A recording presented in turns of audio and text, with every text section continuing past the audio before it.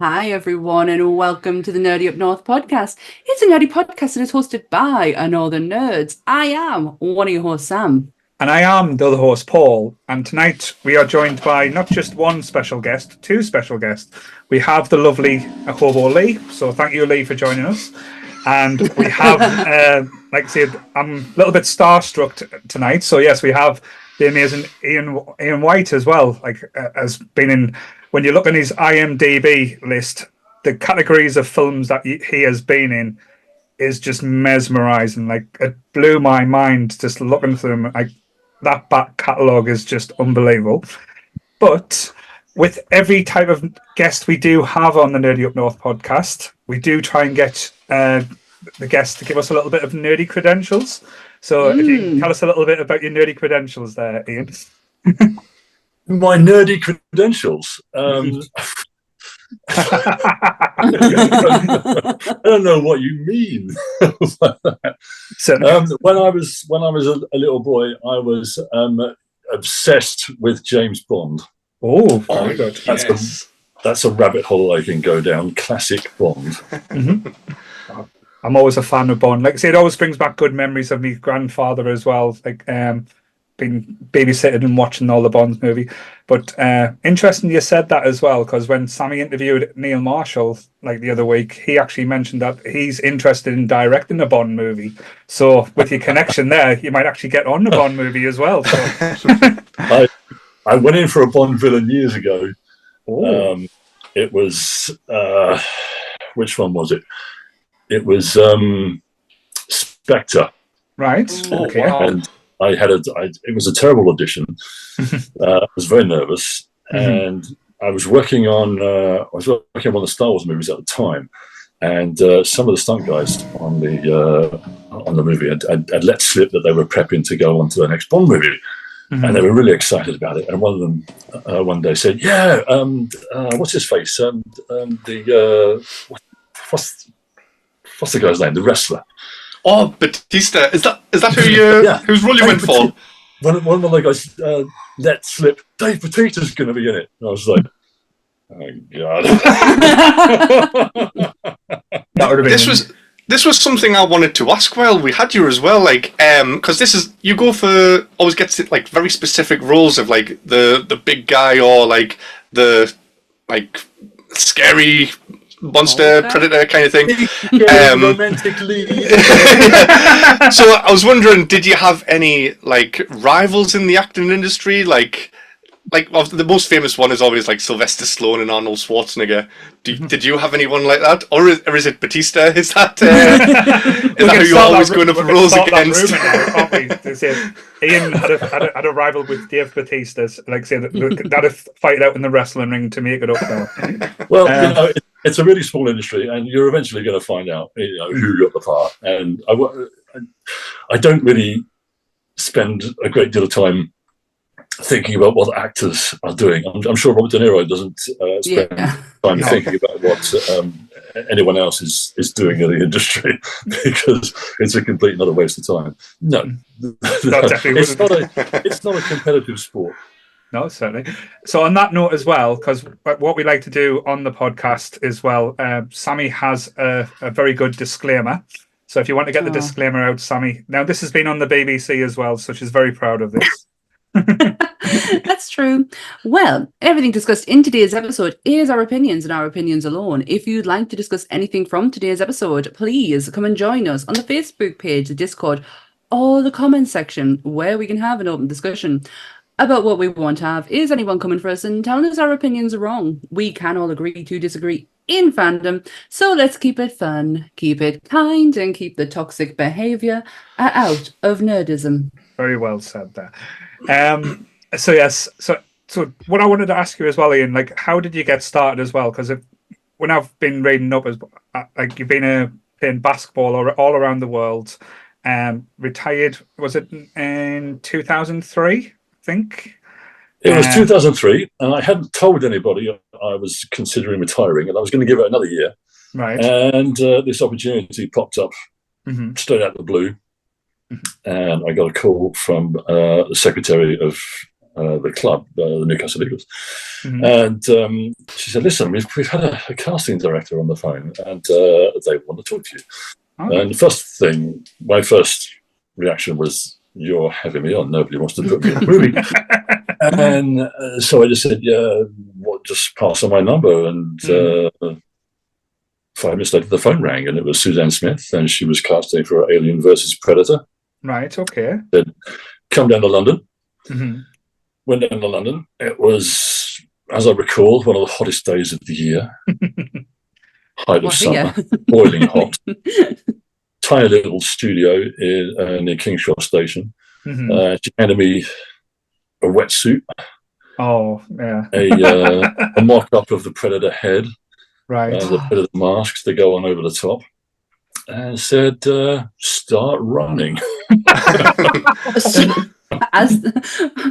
That's a good start. Well, you are the next actor after the great late Kevin Peter Hall to go into the suit. Did that have any impact on you whatsoever, or were you just like, "I'm just going to do this"? Well, both. I had a huge sense of responsibility on my shoulders to deliver something worthy of the franchise. And yes, I just grabbed it by both hands and jumped straight in. I said to the casting director, "Look, is there anything that I can do to prepare?" And she said, "Well, you could watch the original movies." So that's what I did. I went through them frame by frame by frame, trying to extrapolate little nuances of performance, little characterizations that were unique to these characters. Definitely. You definitely did it justice, because for your first film, I've got a list here. You killed 7 Marines, mercenaries, Lance Henriksen, a bunch of xenomorphs. You assisted in the Alien Queen, and possibly a couple of 100 facehuggers. And that is your first ever film. Wow, what a start! Well, yeah, I did die at the end. Well, we don't have to talk about that bit. It was an honourable death for a predator. I did watch Predator 2 and Alien vs Predator last night, and you can see what you've taken from it and put into your own. The only thing is, I did notice the height difference was not significant, but I was like, "Oh yeah, he's got a little bit more on Kevin on that one." But the movement in them suits is just fluent. Was it like that, or was it really difficult? Because that's a lot to pack on. That's makeup and armor, and that's a lot. Well, I had some really good mentors. Tom Woodruff Jr., who plays the alien, and Alec Gillis, his business partner at the time. They ran ADI, the company that designs and builds these costumes and provides the effects for the films. And they have both been around for many, many, many years and won many, many awards over throughout their career. And they were both working with and for Stan Winston at the time of the original Predator movies. And so they were. I couldn't have asked for greater mentors. Had Kevin Peter Hall been around, no doubt I would have bored him with my incessant questions.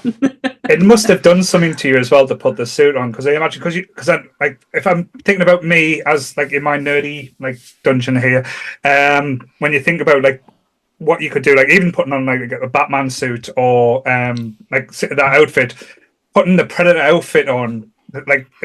What was the feeling like? Because it must have brought that inner hunter, that rage out of you as well, almost animalistic in a way. Well, yeah, it's the icing on the cake, really. You never really know 100% how it's going to work until you're fully dressed in front of the camera, in front of the director, waiting for action. You can do as much preparation as you like, but you never really know. You can't see into the future and say, okay, it's going to go like this. Yeah.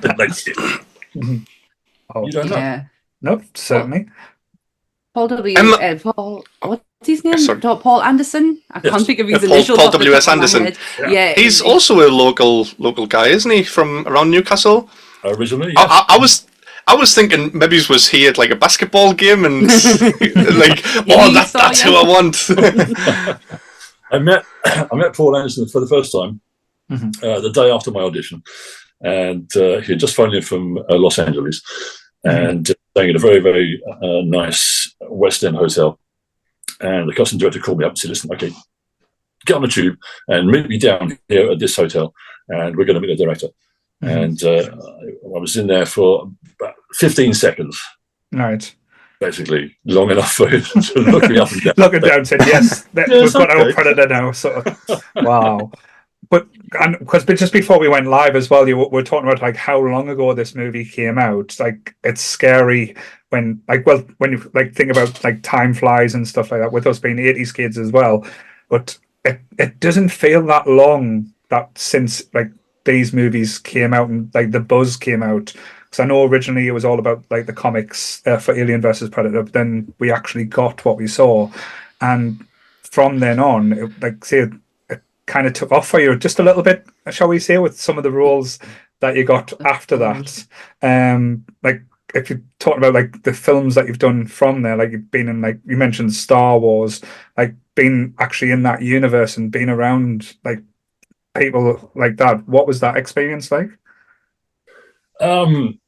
Star Wars. That was again something that popped up straight out of the blue. I mean, no one even knew it was happening. I got this phone call from a friend of mine who was on Prometheus, and he called me up and he said, "Listen, we've got this thing that we're working on. Would you be interested in kind of coming in, helping us out a little bit?"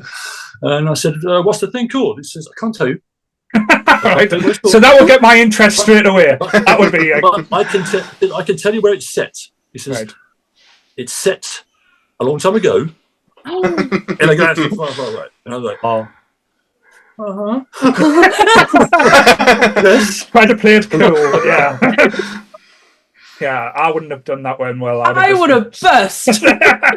But I know because you were actually in one of my it's like one of my favorite Star Wars, like Rogue One is just if you're looking at like going back from the originals to now, it's so well done and so well made, like, and especially the cast for that one as well, like unbelievable, like the people who was involved, like just being around that must have felt special when you were making that movie. Rogue One to make was not a special moment at all. Rogue One was a nightmare. Right. Okay. From my point of view, this character, Maroff, he was supposed to be part of the commando unit that attacks the planet at the very end, and it didn't really work. Right. This giant, hairy alien beastie trying to creep quietly and silently and carefully through the jungle with these other commandos. Like cut. We tried him there in that scenario, and it didn't really work. And then they tried to put him in the rebel base, and that didn't really work either. Again, stood out like a sore thumb. And where he did fit in was in the desert planet, Jeddah. Yeah. And there he stayed. And that was kind of cool because that was where quite a lot of the action happened. But yeah, it's just being around that cast though, and like making it's one of them things, like to say that you're in a Star Wars movie, even if I know Sammy said before, she's got a friend that was one of the female stormtroopers. First ever female stormtrooper, Sam Allen. Mm-hmm. Right. Yeah, so she's made it. She's made a whole career just on doing that and being extras in Star Wars, and she's absolutely loving it. I swear to God, there's at least one guy who swears blind he shoots himself dead in that movie. Because some of the stunt performers, one day they would be stormtroopers, and the following day they would be rebels. Oh, that's great! I love that. I need to talk about your Game of Thrones work before I burst. Sammy is loves the Thrones. Me and Lee, and I did the same to Neil Marshall as I will do to you, because he directed one of your episodes. That was the first time that me and Neil met, actually. That episode on the wall, yeah. Yeah, that episode is one of the most. Experience. It's beautiful. It's movie-esque, and 1-1 is one of my favorite characters. I absolutely loved him. What was it like playing 1-1? 1-1 doesn't appear in that scene. Is a Is it complete not that one? character at all. 1-1 comes in 5. Oh my gosh! Yes, it's the Hard Home. Yes, Hard Home. It's the one where the first time you see them all rise. I do know my Game of Thrones stuff. The giant. What was his name? He had an odd name. He's the one who comes through the door. Dongo or something like that. Dongo. Is that Dongo? Yes. Now, funny thing. When the casting note came through, there was a typo on the casting note, and it was called Dom. Right. Brilliant. And my agent was on the phone, and she said, "You play this character called Dom." I said, "Dom." And the Game of Thrones, that could go really wrong. Giant called Dom. Right. I'm playing Giant Dom. Are you sure? Oh. And they go, she said, "Let me get back to you." And she called her back and said, No, it's a typo. It's Dom Go. I said, "Okay, that's absolutely fine then." So when I was reading about the Game of Thrones stuff as well, you were in this could, like, I know it could be with the internet thing. You were in every single season of Game of Thrones in different roles at different places. I was a pointless answer on pointless. Wow.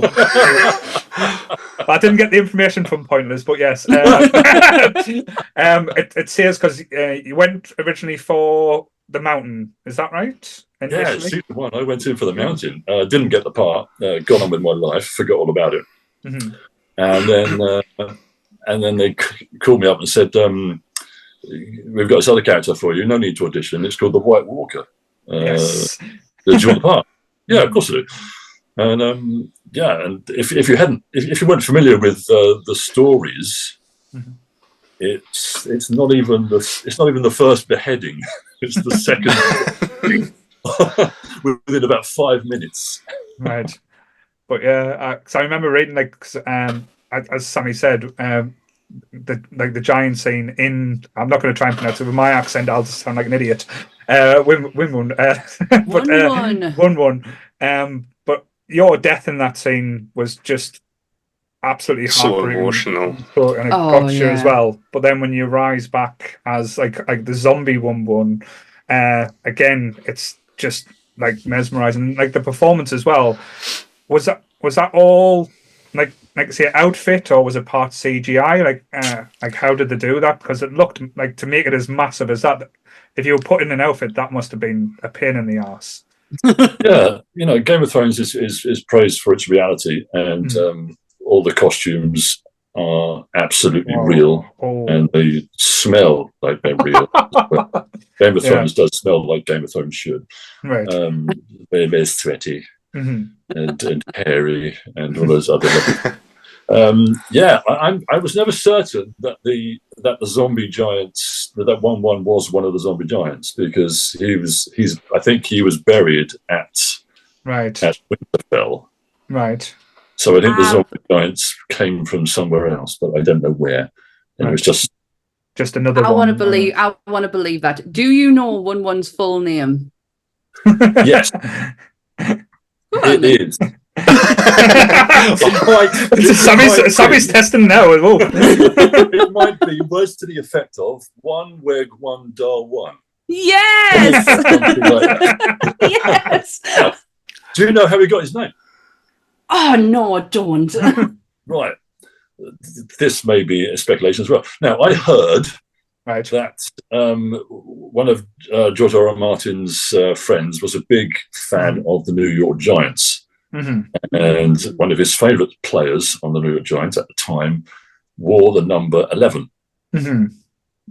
Right. And 1-1 is named 1-1 after 11. Who wore number 11 for the New York Giants. It's brilliant. No, but I've heard sillier things, so again, that would probably work, to be fair. When it comes to the mountain as well, because you were the mountain in season 2, in I can't remember what it's called. It's the Harren Hall, and like picking people for the tickler. Yeah. Sorry.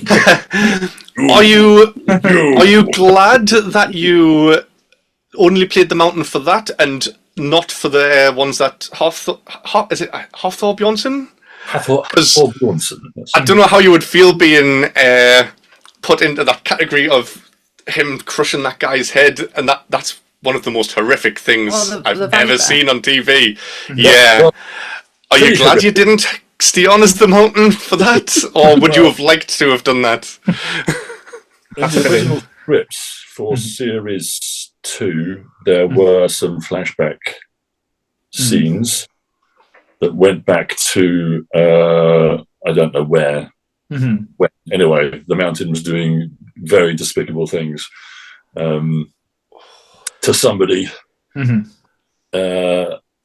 The things that cemented his reputation. It's the death of Ilya Martel and her children. Child murdering rapist. Yeah. Oh. The phrase that comes to mind. Yeah. Yeah. Anyway, we didn't shoot those scenes. Good. They decided to cut that out. Things are too terrible even for Game of Thrones. That was the thing, though, because with Game of Thrones came in around, like, you didn't know what was going to happen. And, like, I know people read the books and stuff, but you don't know how shocking they were going to go or to which degrees they went to. But there was very little that was cut out. But I can say when I read that you were in every season in different roles, I just thought that was fascinating. Like even it was like a background. It's like they kept you like in mind just to see. But like they must have thought like well of you. I know it sounds weird, but because to have you around in them type of like shows and stuff like that. But did you enjoy it? Did you enjoy your experience on it? Yes, it was a real joy and a pleasure to be involved in a production like that for so long. For its entirety, and it was an absolute joy, despite the grim nature of the storytelling from time to time. We had so much fun. I can imagine the parties and stuff there. It'd be crazy, especially in staying in outfits and stuff like that. Going to the pub for a pint. Just imagine 1-1 rocking up at the local. To be fair, I've seen worse in boozers in Sunderland. Let's not lie. That is true. I've like talking about like say the Game of Thrones universe and stuff. I know House of Dragons coming up. Is any any chance that you're going to make a return into that world? Or I think seeing as it's set several hundred years before the events of Game of Thrones, I would suggest not. I think there's an unwritten rule, and this is only my opinion. There's no unwritten rule. If you've been in Thrones, then you're not going to be in the. That is, that's a good point. Given that it is set well before, and it is focusing all on Targaryen lore, so it's they're not going to go like the dragons is as far as they're going to go with the fantasy element of it. I think it'll be a jolt too far for the audience. I think. Wait a minute, that's the guy. Could be. What's he doing here? Just put a different beard on you. You'll be fine. They'll not notice. They'll be happy that you returned. I did want to ask this as well. Just so, Alien versus Predator Requiem. That had loads of extras in there. Just like the townsfolk. Would you not like to have been in somewhere just as an extra, like just working in the pizza restaurant or something? Because you always see these like behind the scenes of films where it's like, oh my god, that's the guy who's in the Predator suit, but he's working in the pizza shop and he's not an outfit. Like, there's loads of opportunities where things like this could have happened, and I don't know, have you not tried to sneak into extra scenes? Kevin Peter Hall was the helicopter pilot in Predator, and Tom Woodruff and Alec Gillis were in AVP in one of the what was it? It was like a satellite monitoring station. I think I did pose the question actually, but it didn't happen. Oh, that's a shame. How is it working on Prometheus? Because that is huge. Yeah, again, something that came kind of out of the blue. I was working with Connor O'Sullivan, a makeup artist, previously, and he called me up and he said, "Listen, we've got this thing that we're doing for Ridley Scott. Do you want to? Can I use you to do some makeup tests?" All right. And if it goes well, then we'll push for you to be our choice to be in the film.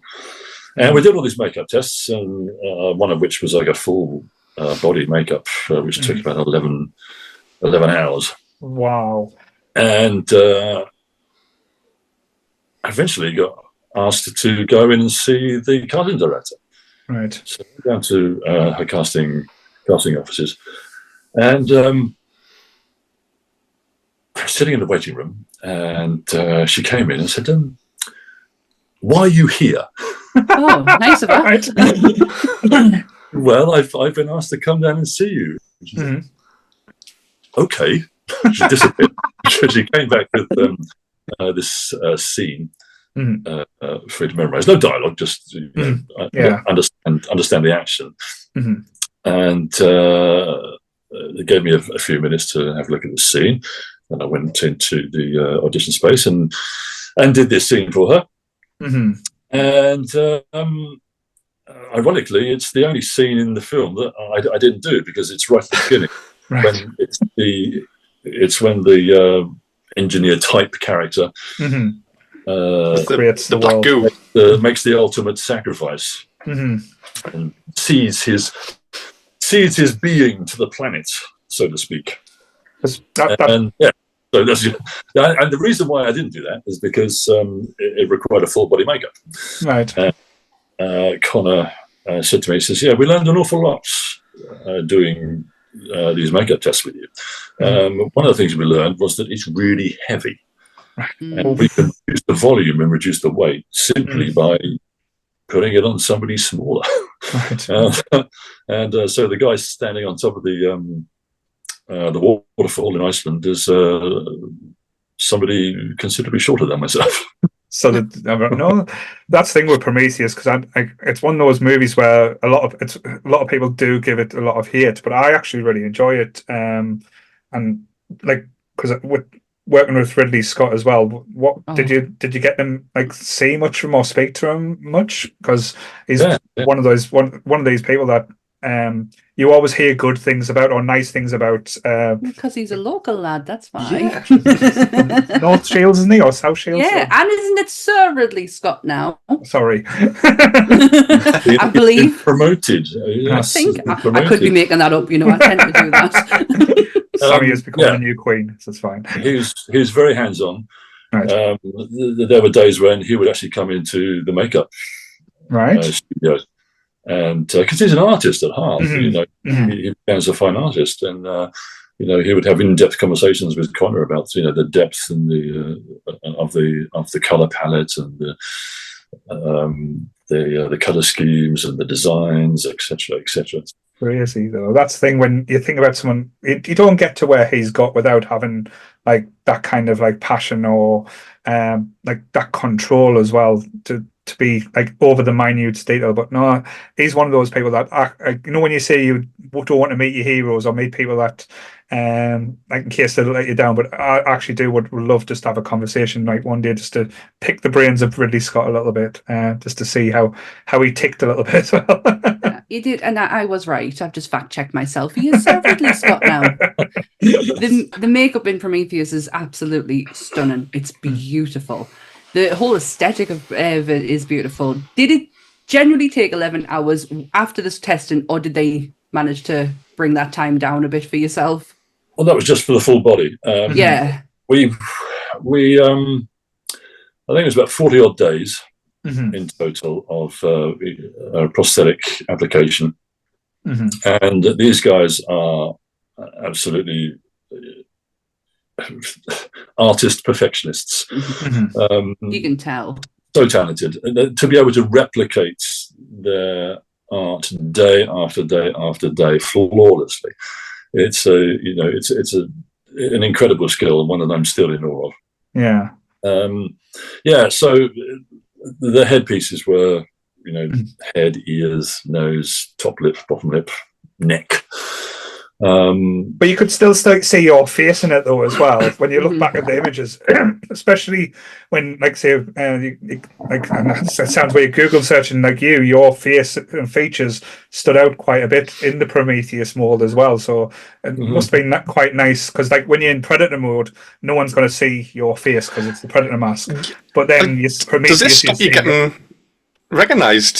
Because most of your films, like, you're always in costume and like faces covered, so you must get to go out in public reasonably well. And showing up on set, it'll be like, oh, what have you been in before? And then just list all of these crazy films that you've been in. It's like, wow. I have anonymity on my side to a certain extent. When if someone stops me in the street, hypothetically, I'm for a split second, I'm on a razor's edge.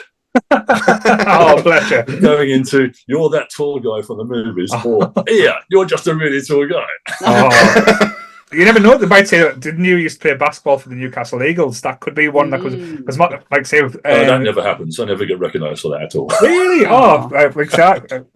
I would have seen you play back in like 2003 or so, something, but that's 21 years ago, and my memory's not that good. I was going to say, can you remember what you did yesterday? To be honest.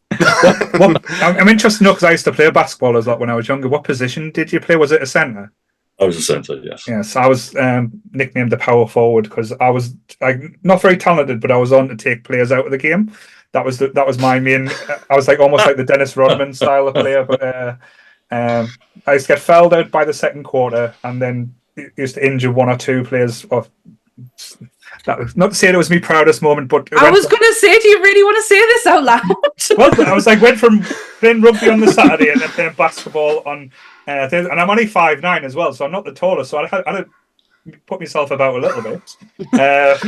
Going against the 6-footers, it was always interesting. But yeah, I used to enjoy playing basketball. Transitioning from basketball, you must be one of the most successful basketball players to transition into the movie industry as well. So I think there's not that many. I think there's Shaquille O'Neal's been in 100 so things. Kareem Abdul. Yeah. Kareem Abdul-Jabbar was in some Bruce Lee films. Yeah. And an episode of The Big Bang Theory. Sorry. Dennis Rodman's done a few when films. it comes to I mean, they're mostly TV, or Shaq was in that robot film. Steel. I can't remember what it's called. Steel, that's it. But compared to those, your credits, you've got to be the most successful basketball player movie actor of all time. If you want to give him that credit, Lee, we'll let you take that. I don't want to lay claim to anything like that, because the moment I do, I'm going to be proven wrong. I quite often see people, recognisable faces on screen, things like The Big Bang Theory. Yeah, sorry, had to bring that up. He was on there. Rick Fox was in The Big Bang Theory. Yeah. Famous basketball player from the... But you can just take our word for it anyway, and when you leave this podcast, just be like, I'm more successful than Michael Jordan. Wow, that's a clear. Even Michael Jordan's been in a couple of movies. Yeah, so I was going to say Space Jam did well, I think. Did all right. One thing I'd like to say, because me and Sammy and Lee, Sammy especially would kill us if we didn't talk about it. Yeah. I'm interested in, like, say, the latest movie that came out was Ghostbusters Frozen Empire, because it's down that you're a puppeteer. So we were trying to like work out like what like elements or what you were in, just because Sammy, and like if anyone's ever watched this podcast, Sammy lives and dies by Ghostbusters. That's all she was brought up on, dragged up on.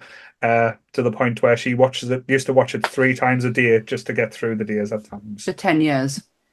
Not even joking. Right. Well, let me just clarify something. Yes, Mm-hmm. I am credited as a puppeteer. Actually, myself and Kevin Mangold, who plays Slimer, were actually hired as actors. Right.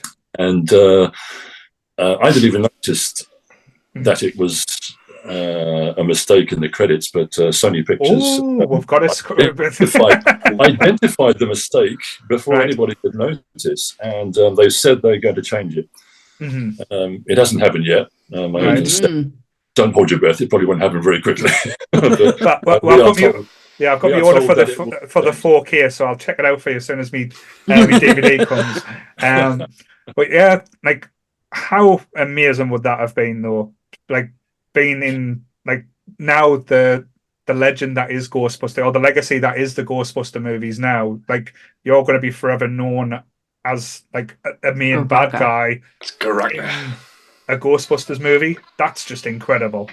Yeah, he was a really cool character. You know, Gil Keenan called me up and said, "Will he be in my film?" And I said, "Yeah, of course." How do you say no? Yeah, it was an absolute joy, and a beautiful show to be a part of. Huge fun. You know, everyone got on like a house on fire. I was going to ask, did you actually meet many of the cast as well? Like, while you were there, did you knock about with like Bill Murray, Dan Aykroyd? Sorry, I'm just going to lose myself now in a moment. Yeah, there were days when they were all there. You know. Oh, I can't even lie. I wouldn't. I'd be speechless. Totally. How would you fare up your character of Garaka against the other villains of the series, like Vigo the Carpathian and Gozer? Carpathian and Gozer. Sorry. Right. I'm a logical person, so let's assess them logically. Gozer is a god. Yes. Yes. Garaka was a demigod, demon. Is it safe to say? So who's going to win a battle between a demon and a god? Well, I think probably go for the god. Yes. See, I think Garaka definitely did the most, though, because Gozer, like, I'm not putting any negativity on Ghostbusters. So don't worry, Sammy, don't kill us. But Gozer, the most Gozer did was make the sky go pink and turned a couple of people into dogs. Well, created the Marshmallow Man. Well, no, she gave them the choice. Well, give them the choice of the destroyer. So they kind of put it into their hands as to who was. You just appeared. You're there. Yeah. So you kind of have a one up on. Vigo slammed a building. And Garaka froze most of New York and almost defeated the Ghostbusters if it wasn't for a ghost. A ghost that decided to turn on him. Well, Garaka's weapon was fear, wasn't it? He weaponized fear. So I would suggest that God has nothing to fear. Therefore, his weapon would be useless against it. Yeah, but talking about the look of Garaka as well, like everything about him was this, like, because like I'll admit, when the trailer came out initially, and you got the heavily looked a bit like CGI, and you saw the eyes, it was like, oh no, what have they done? But when you saw it in the actual movie, it's so well done. Like, even with the horns, like how they get the horns back, and everything like that. It was like one of the most like cinematic monsters we've had in a long time, and we don't get very many big like monsters on the cinema these days now. But it was quite important.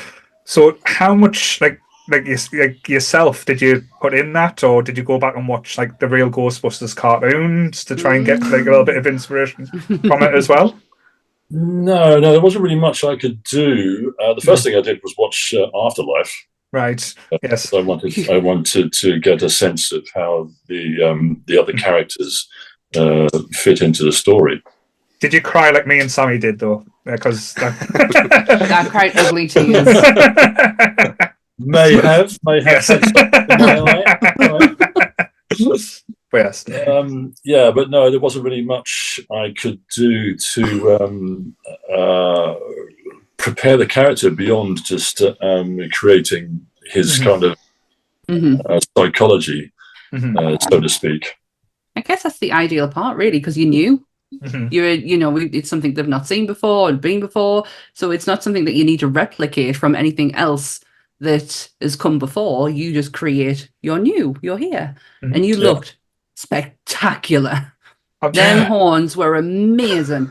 I'm trying not to swear. I really am. This is probably the least we've sworn during the podcast. It really is. We're on our best behaviour, but one thing I do like about the Ghostbusters as well, because you can never tell when a baddie's going to return or be gone forever.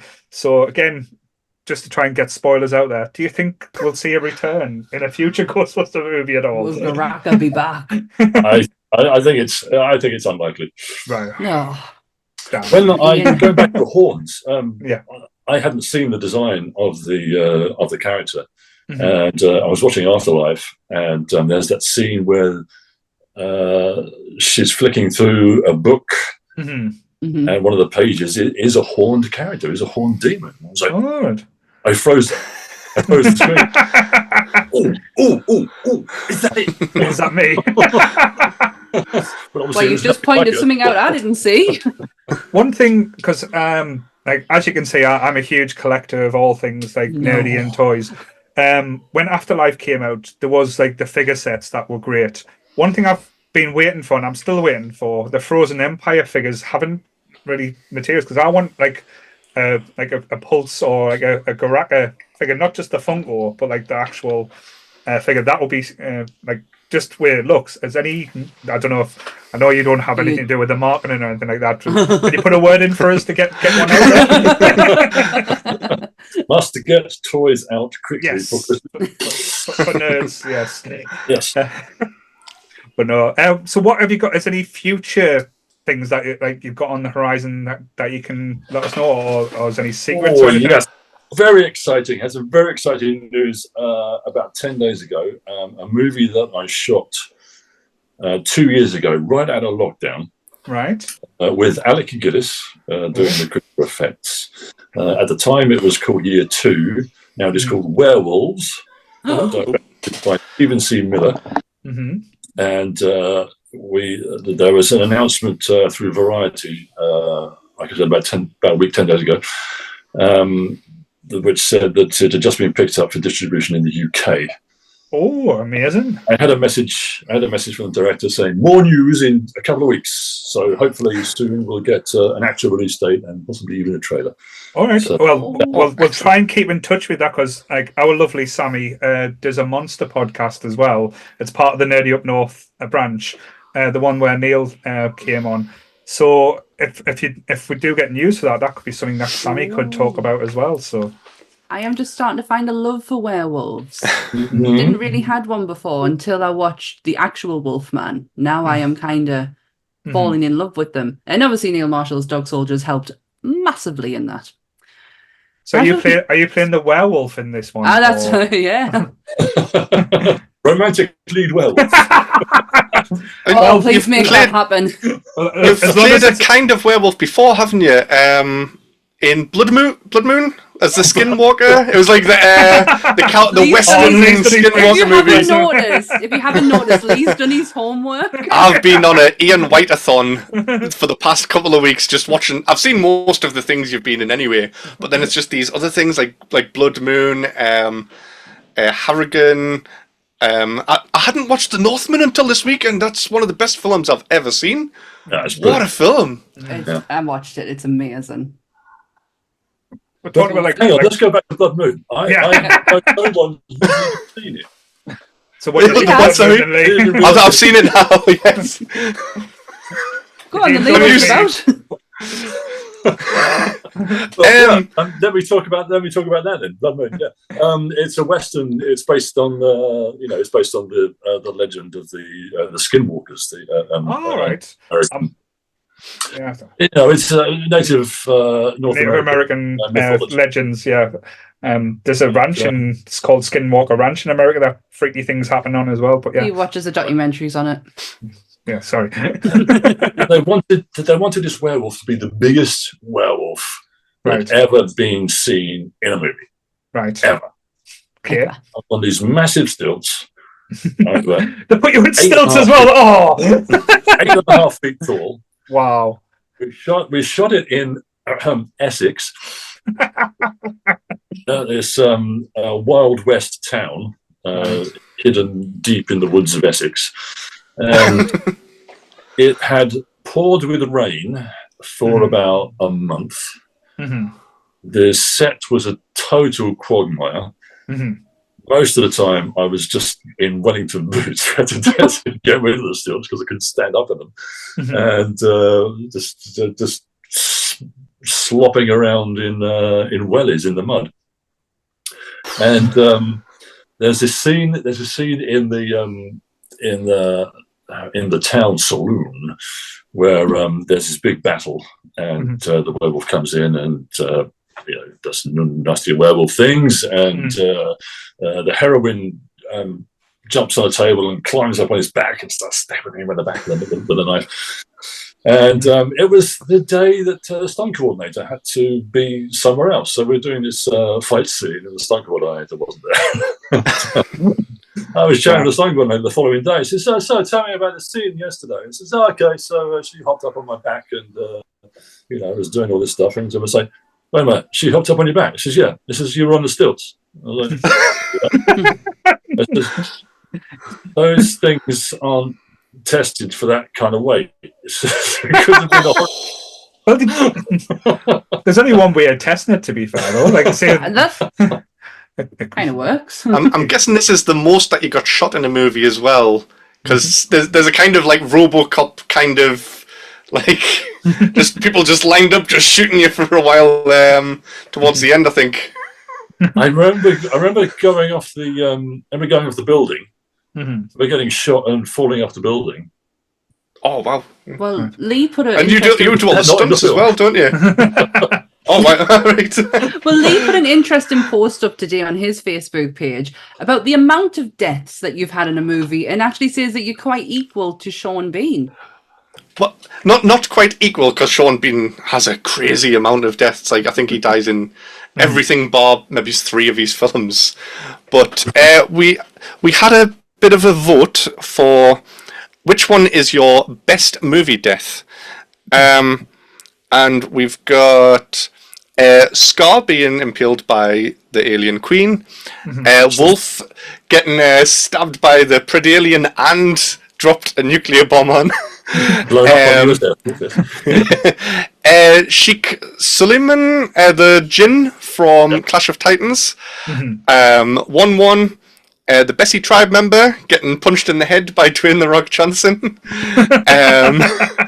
The Mount Dweller from The Northman, and Garaka from Ghostbusters. And there was a lot of love for the Jinn from Clash of the Titans. All right. Which, I mean, it's a fantastic film, but I really thought it would have been one of the Predators or 1-1 that got the most votes. Yes, well, he made the ultimate sacrifice. You see, and we don't know if he's alive or not. No, whether he was animated via his own dark magic. But he was alive, and he did make the ultimate sacrifice to give Perseus the head of the Medusa. I know me and Lee had a bit of a discussion before you joined us as well, because your death against the Rock, was it the Rock that actually threw the punch, or was it someone else? Because we were trying to make that out. Yes, it was the Rock throwing the punch towards the camera, but the whole scene is done in composite form, and the guy flying through the air is a stuntman. Right. I wasn't sure if it was actually The Rock or not, because just trying to pause it and see if it was him or if it was a stuntman doing the punch. And also because I don't think I could be tall enough or be paid enough money to be told I have to charge at Dwayne The Rock Johnson.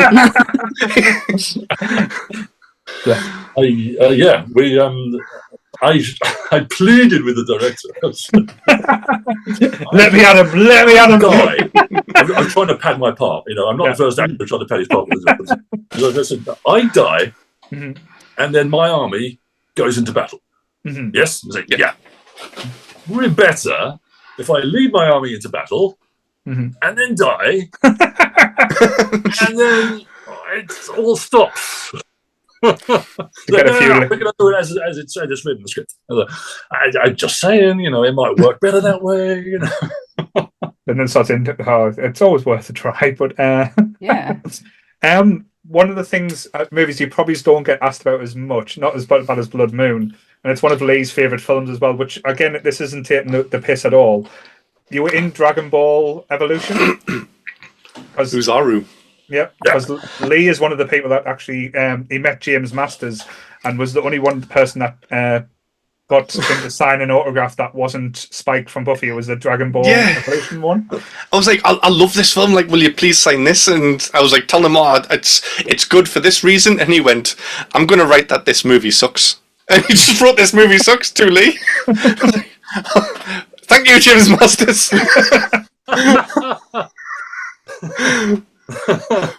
Back in the day when Jonathan Ross was a film critic, he didn't say anything like that. I remember he said, "It's good if you're 7." I suppose why Lee likes it, to be fair.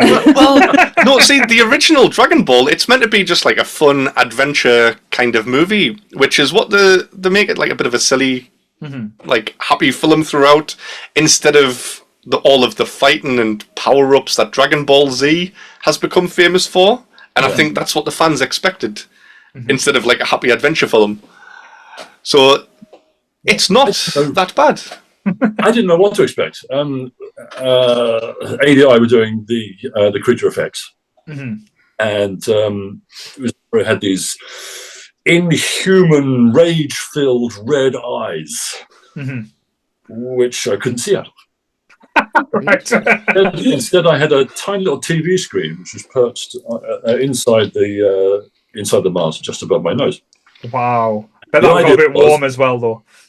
Well, we're shooting in Durango, Mexico, and it was quite warm. But these things, there's shade, there's wind, you can take the head off. There's ice water, etc., etc. You're working with professionals; they know how to look after actors in this kind of questions. And I had this TV screen in front of my nose, so I could see what was going on outside the costume. See the cast to chase them around.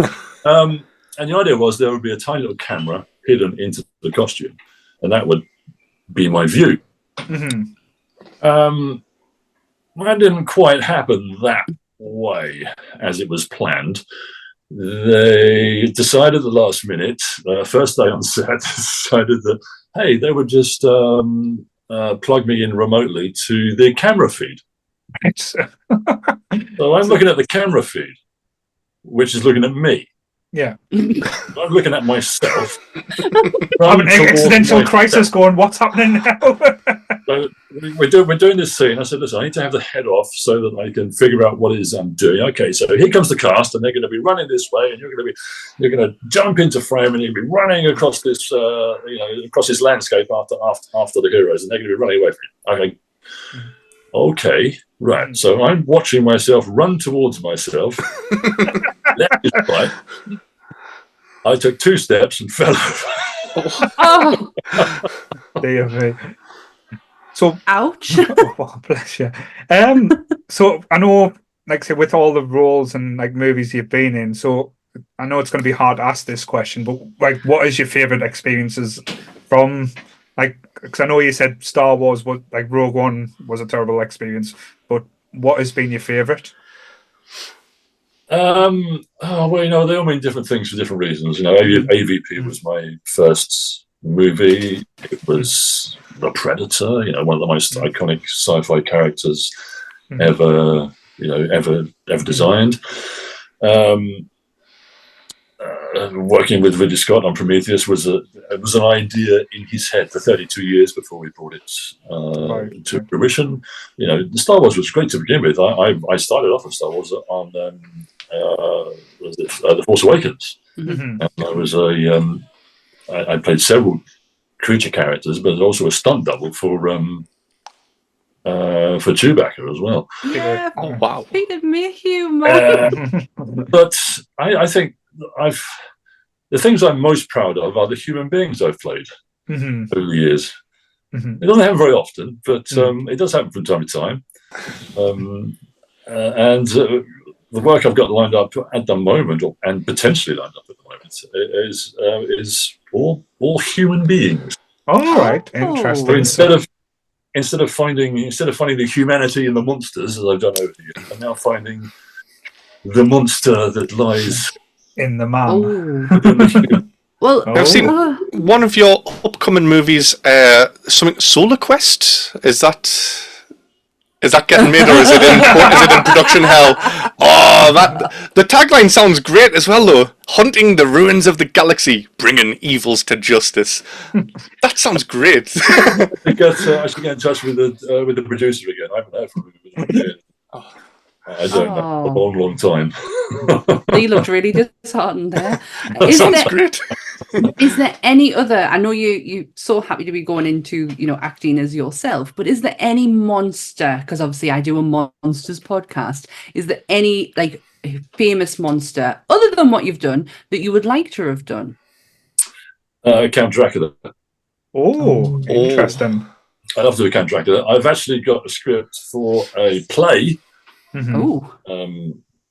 Which the director and I have been sort of batting it backwards and forwards for about 7 years, and we've got to the point where we're both happy that we can do this, but I don't know if it's going to happen.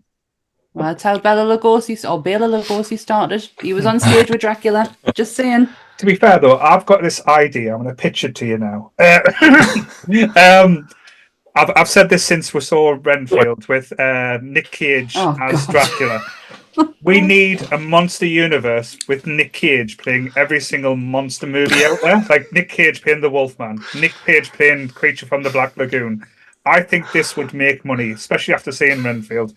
Like I say, I'm happy to go halfies on the pitch if you think you can get it to someone. I'm just throwing the idea out. He's really, really trying to get this idea out. I mean, don't get us wrong. I'd love to see Nick Cage doing Claude Rains' Invisible Man, because I think that would be spectacular. But yeah, he's really trying to sell this one. As the silence shows, it's not going to Funny thing, this is how my brain works. When you said Nick Cage playing all the monsters, I immediately thought of Nick Cave. Right, that could work as well. See if we can actually get his Gladiator 2 script out there. That was made a few years ago. Nick Cave. It's supposed to be brilliant if you had read it. But yeah, sorry, that's digressing. And I've just looked at the time as well. So, is there anything that you guys want to say before we wrap I think up? Lee does, because he's absolutely chomping to say something. So, there was a rumor I'd heard about Alien versus Predator that Arnie was wanting to make a cameo if he didn't become governor when it came out. And that's something I'm guessing that you probably would have loved to have been in a scene with Arnie in a Predator movie. Is there any other actors that you wish you got to share some scenes with? Because you've been in films with some big names, but like for example, Clash of the Titans, you don't share any scenes with Liam Neeson or Ralph Fiennes. Is there any film where you wish, which actor do you wish you could have shared some scenes with from what you've been in? The answer to this question is dependent on my terrible memory. In Clash of Titans, all Liam Neeson and Ray Fiennes stuff was all done, all done separately. Yeah. I had heard that about Arnie. but again, as a rumor after the effect. Right. Don't know how he could have made it in either. Like, the only possibility I can think of is Sanaa Lathan got left in Antarctica at the end when the Predators left, and it's like, how does she get home? Unless Arnie shows up in a helicopter, like, quick, get to the chopper. Like, that could... We hit the rescue you. You know, if you're ever having memory issues, just call Lee, because he knows everything about you now. He knows everything. Good. Oh, bless him. As soon as we tried to, when I said we were organising this, Lee went into full meltdown mode and was like, "Right, I need to prepare. But yeah, but like say, thank you so much for doing this as well. Like say, it means the world to us, especially like say, with you living in the northeast as well, like us northern lads and lasses, like just trying to make, as Sammy said in the disclaimer, take the toxicity out of that does come with a lot of fandoms, and just basically appreciate and enjoy and just nerd out about a lot of the stuff as well. So thank you so much, and again, it just basically it makes my little nerd heart all happy as well. So thank you so much about that. Joining us, Ian. I don't know if there's anything you want to promote, like say for us. I know you said you've got the movie coming soon, so anything you want to tell us before? He's desperate for you to give out little secrets, isn't he? Like I'm trying. I'm doing my best. So working and connecting with quite a lot of local filmmakers at the moment. Exciting. Doing a horror thriller, a sort of isolated community horror thriller in the Lake District and around the northeast later on this year, called Springweight. Right. Very cool. Sort of in the vein of The Wicker Man. Oh. A northeast Wicker Man. Oh, you picked out your interest there. Great script. Fantastic team behind it. Really, really excited about that. Yeah. Just really... And werewolves, obviously, coming out. Oh, yeah. It is getting a good time for the northeast as well, especially with the... Yeah. If it ever does get made, like the rumours that the studio is going to get built in Sunderland as well.